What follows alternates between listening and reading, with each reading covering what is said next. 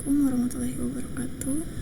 Di sini kita akan membahas terkait bagaimana cara menentukan OMH, FTC, TSP, dan ARD.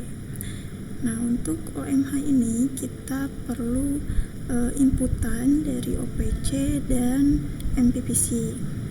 OPC ini digunakan untuk menentukan alur perpindahan dari mana ke mana, kemudian nama komponennya apa, kemudian alat angkut yang digunakannya apa, ongkos per meternya berapa, jaraknya berapa, kemudian kita akan mengetahui total ongkosnya berapa.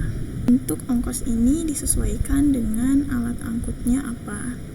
Nah, untuk perhitungannya kita memerlukan biaya operasional, kemudian jumlah perpindahan, dan jarak angkut.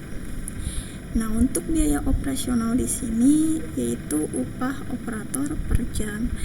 Karena kita menggunakan alat angkatnya itu tenaga manusia, jadi yang diperlukan hanya upahnya saja. Tapi jika misalkan di UMKM-nya itu selain upah ada juga biaya makan, kemudian biaya asuransi yang diberikan untuk tenaga kerjanya, maka biaya-biaya tambahan tersebut harus dimasukkan ke kalkulasi biaya operasional. Nah, untuk mengetahui upah operatornya itu, jika kita hanya memiliki data gaji per bulan, maka kita konversikan ke jam. Untuk mengkonversinya kita harus tahu selama 1 bulan itu ada berapa hari kerja, kemudian selama 1 hari ada berapa jam kerja.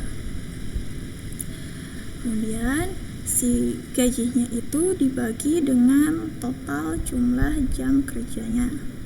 Setelah itu kita masukkan jumlah perpindahan per jamnya.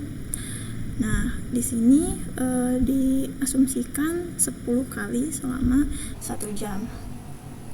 Tapi kalau misalkan di UMKM-nya itu tidak memungkinkan perpindahan dari operasi awal sampai akhir itu ada selama 1 jam, maka kita gunakan per harinya saja. Jadi nanti kalau misalkan jumlah perpindahannya per hari, maka upah operator per jamnya itu diganti jadi per hari.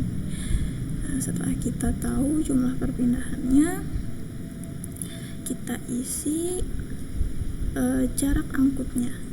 Nah, untuk jarak angkutnya ini perkalian dari total jarak antar departemen dengan jumlah perpindahan per jam tadi gitu. Nah, setelah kita tahu jarak angkutnya, maka kita dapat menentukan ongkos material handling per meternya dengan cara upah operator per jam itu dibagi dengan jarak angkut. Nah, setelah kita tahu OMH per meter, maka kita masukkan ke tabelnya. Nah, kita coba simulasi untuk memasukkan alur perpindahannya. Di sini kita sudah ada OPC. Nah, untuk perpindahan pertama itu dari gudang bahan baku. Maka kita tulis gudang bahan baku di kolom dari, kemudian kita lihat departemen pertama itu yakni lantai fabrikasi 1. Kita isi di kolom ke. Setelah itu kita lihat lagi untuk komponen yang masuk ke lantai fabrikasi 1 itu apa. Nah, di sini kita lihat ada tampak depan.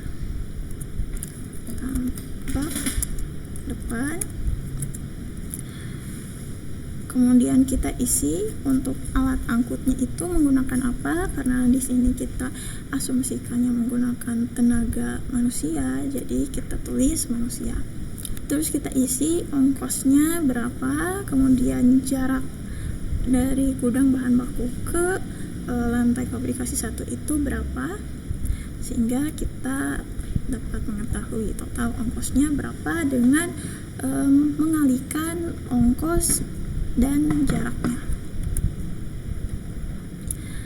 Nah, setelah itu sebelum kita masuk ke departemen selanjutnya, kita lihat apakah ada komponen lain selain tampak depan yang masuk ke lantai fabrikasi 1 dari gudang bahan baku. Ternyata ada. Nah, ini tampak belakang, tangan, dan kerah. Maka kita masukkan lagi ke kolom komponen tangan dan kerah. Dan untuk alat angkutnya ini karena semua sama menggunakan tenaga manusia, maka ongkosnya juga akan sama perhitungannya seperti itu. Nah, karena untuk komponen yang masuk ke lantai fabrikasi 1 itu sudah tidak ada lagi, maka kita lanjut ke departemen selanjutnya. Di sini yang kedua itu area fabrikasi 2, maka kita masukkan. Nah, maka kita masukkan area fabrikasi 2 dengan nama komponennya aku. Kemudian alat angkutnya masih sama sehingga ongkos perhitungannya juga sama. Nah, karena komponen yang masuk ke area fabrikasi 2 itu cuma afduk saja, maka kita lanjut ke departemen selanjutnya. Ada area sablon dengan nama komponen cat.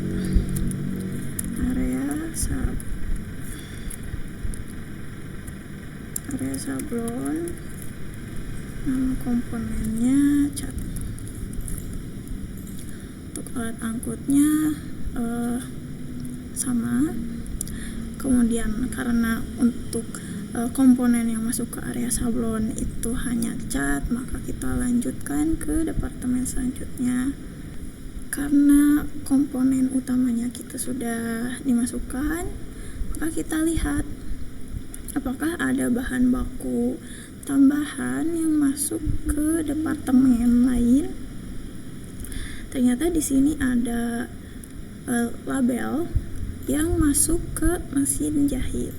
Maka kita tuliskan lagi di sini, dari gudang bahan baku ke mesin jahit dengan komponennya itu label. Kemudian kalian isi alat angkutnya, ongkos, jarak, dan total ongkos. Nah, setelah itu kalian totalkan sesuai dengan departemen tujuannya. Nah, seperti ini lantai fabrikasi 1, karena ada 4 komponen yang masuk, maka kita totalkan semuanya. Untuk total ini kita jumlahkan secara manual, karena kalau di sum itu terkadang hasilnya berbeda. Tapi kalau misalkan sama hasilnya, tidak apa-apa menggunakan sum. Setelah gudang bahan baku selesai, dilanjut ke operasi selanjutnya, yakni lantai fabrikasi 1 ke lantai fabrikasi 1. Nah, kalau misalkan kasusnya seperti ini, ada 2 kemungkinan. Yang pertama, tidak perlu dimasukkan jika operasinya itu dilakukan di tempat yang sama. Misal, penumpukan kain dan pemulaan kain itu sama-sama di lantai fabrikasi 1 yang areanya itu sama, maka tidak perlu dimasukkan karena hasilnya pasti akan 0. Kalau misalkan seperti kemungkinan kedua, bisa dimasukkan ketika operasinya itu dilakukan pada mesin yang sama tetapi berbeda tempat. Misal, menyatukan muka depan dan belakang, menyatukan tangan dengan badan, itu sama-sama menggunakan mesin obras, tapi mesinnya itu beda tempat gitu. Misal kalau yang pertama itu yang paling awal di mesin obras 1, kemudian maju ke mesin obras 2. Nah, nanti kalian bedakan identitasnya kalau misalkan mesinnya itu ada 2 gitu. Karena nanti si jaraknya juga kan bakal berbeda. Jadi nilainya juga tidak akan 0 hasilnya. Nah, setelah kita tahu total ongkosnya berapa, maka kita lanjut ke from to chart.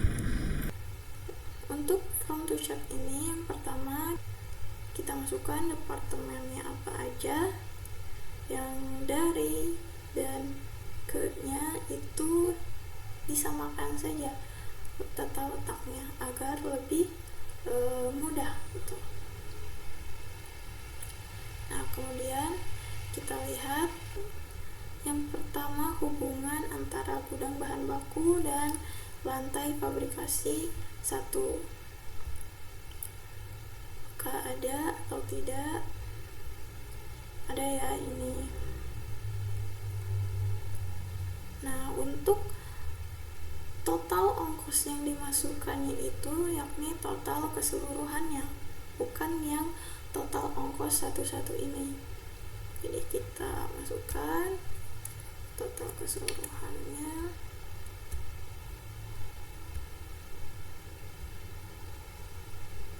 Kemudian kita cek apakah ada dari gudang bahan baku ke mesin okta. Gak ada. Nah, di sini kita lihat hanya ada lantai fabrikasi 1, area fabrikasi 2, area saluran dan mesin jahit. Kita langsung masukkan saja ke departemen-departemen tersebut.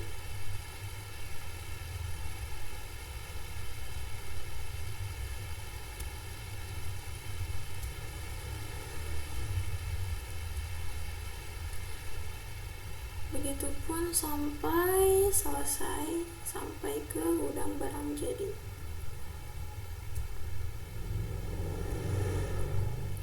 Nah, setelah itu kita totalkan keseluruhannya. Kita totalkan dari sisi vertikal dan sisi horizontal.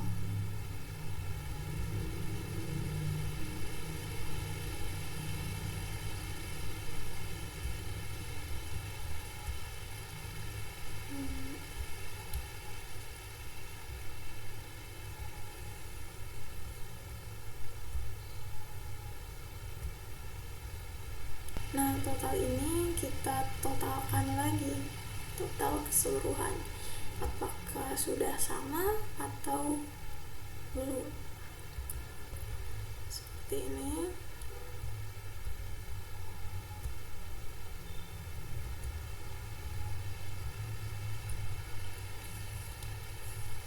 Nah, jika angkanya sudah sama, artinya sudah benar. Setelah kita mendapatkan FTC-nya, dilanjut ke FTC inflow. FTC inflow ini untuk apa? Seperti yang sudah dibahas, FTC inflow ini untuk mengetahui seberapa sering perpindahan masuk ke suatu departemen. Untuk from to chart inflow ini kita dapat mengetahuinya dengan cara membagi ongkos yang ada pada kolom masing-masingnya dengan total keseluruhan per kolomnya.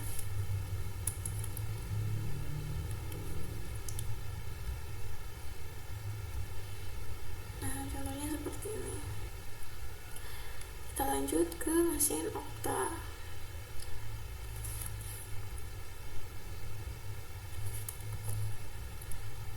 Kita bagi ongkos yang ada dengan total ongkosnya.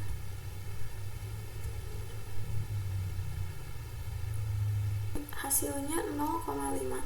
Artinya perpindahan dari lantai fabrikasi 1 ke mesin okta itu frekuensinya 50%. Silakan kalian isi sampai ke gudang barang jadi.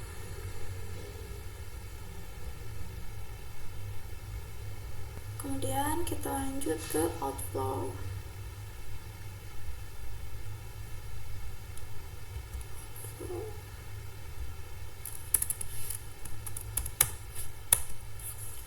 Untuk mengetahui frekuensi yang keluar dari suatu departemen ke departemen lain itu sama seperti inflow, ongkos dibagi dengan total ongkosnya.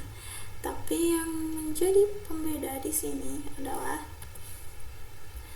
kita lihat ongkos ini kita bagi dengan departemen yang ada di kolom ke, bukan yang ini tapi yang sebelah sini.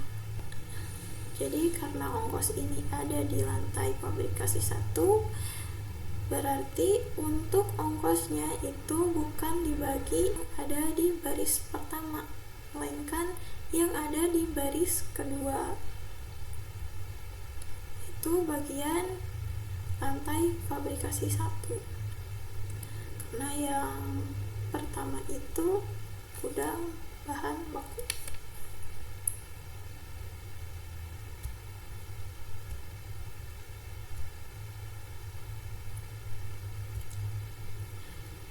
Ini juga sama untuk mesin okta.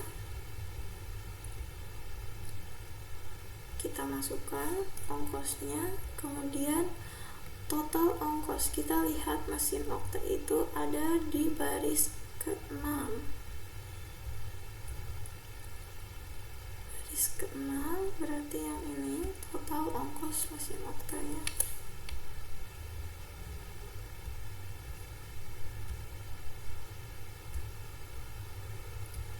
Dan seterusnya sampai selesai.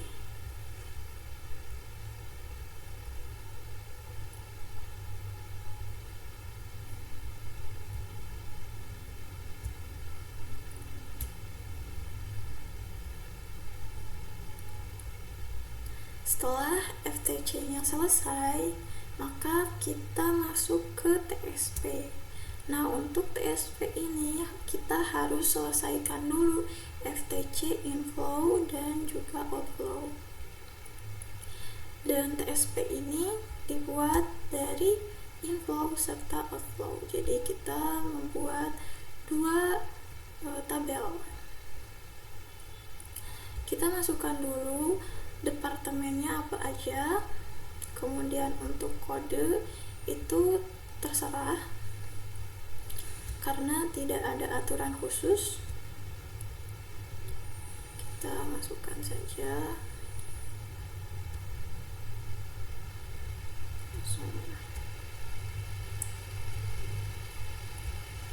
Nah, untuk mengisi skala prioritas di bagian TSP inflow itu mengacu pada FTC inflow, dan caranya yakni dengan melihat angka yang paling besar. Nah, karena di sini ada dua, yang paling besarnya itu lantai fabrikasi 1 dan area sablon, jadi itu bebas mau dimasukin skala prioritas yang pertama itu mau lantai fabrikasi 1 atau area sablon. Kita masukkan yang lantai fabrikasi 1 saja. Kemudian untuk skala prioritas keduanya itu area sablon dengan kode G. Kemudian yang ketiganya itu kita lihat ada area fabrikasi 2 dan juga mesin jahit. Karena mesin jahit lebih besar, otomatis skala prioritas ketiganya itu mesin jahit. Tahu untuk kodenya itu K. Dan yang terakhir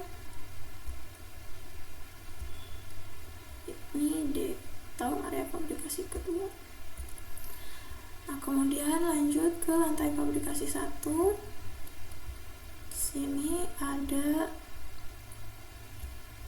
di bagian mesin okta.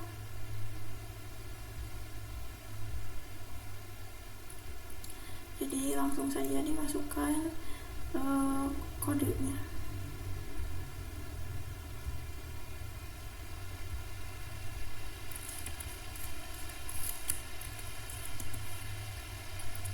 Kemudian untuk mesin Okta itu ada meja sablon dan meja obras. Karena meja obras lebih besar sehingga skala prioritas pertamanya itu mesin obras, kodenya C, dan yang kedua itu meja sablon, kodenya H. Sampai selesai silakan diisi.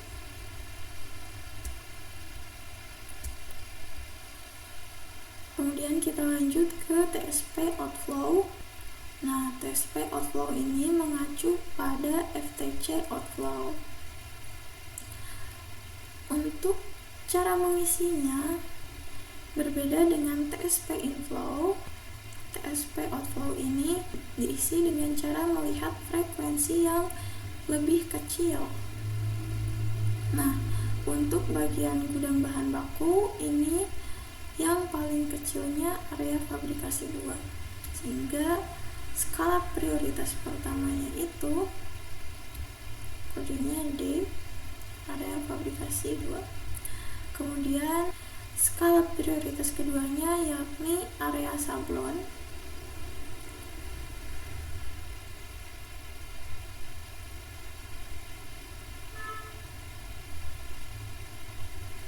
Kemudian mesin jahit dan lantai fabrikasi 1. Silakan kalian isi sampai ke bawah. Setelah mengetahui TSP inflow dan TSP outflow-nya, kita lanjut ke pembuatan ARD inflow dan outflow. Nah, untuk langkah pertamanya, untuk bagian inflow kita lihat gudang bahan baku kode A itu harus berdekatan dengan B. A harus berdekatan dengan B. Untuk posisinya itu terserah, asalkan sesuai dengan skala prioritasnya. Kemudian yang kedua, kode B itu harus dekat dengan C. Kita tulis saja di sini C, dan seterusnya sampai kode terakhir. Dan sebisa mungkin untuk ARD ini harus persegi atau persegi panjang. Di sini sudah saya buatkan ARD-nya baik inflow maupun outflow. Nah, seperti ini. Jadi ini sudah disesuaikan dengan skala prioritas yang sudah ada. Demikian untuk pembahasan menentukan OMH, FTC, TSP, dan ARD. Kita lanjut ke video berikutnya mengenai revisi OMH, FTC, TSP, dan ARD.